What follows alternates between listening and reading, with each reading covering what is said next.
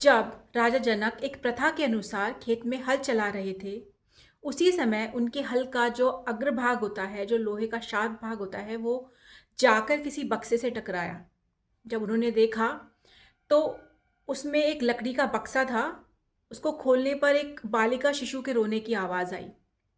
उन्होंने बहुत प्रयास किया कि उस शिशु के बारे में पता किया जाए और उसके माता-पिता को ढूँढकर उस बच्चे को उन्हें सौंप दिया जाए बहुत सारा धन देकर, लेकिन वो असफल रहे।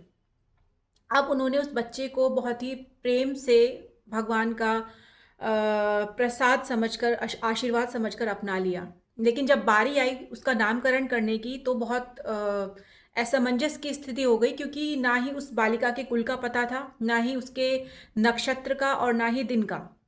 तो जो आगे का हल्का जो भाग होता है, नुकीला भाग होता है, उसको सीता कहा जाता है। तो उस हल का जो आगे का भाग जिसको सीता कहा जाता है, उसी के अनुसार उन्होंने सीता जी का नाम सीता रख दिया। सीता जी बचपन से ही इतनी अच्छी प्रकृति की थी, इतनी सहज थी, इतनी सरल थी कि कब वो जनक जी के जो विदेह कहे जाते हैं, जनक जी जिनको विदेह कहा जाता है, वो कब उनके हृदय में आकर बैठ गई, कब उनकी दुलारी जनक दुलारी बन गई, स्वयं उनको भी पता नहीं चला। तो इसी कारण जनक दुलारी का नाम सीता पड़ा।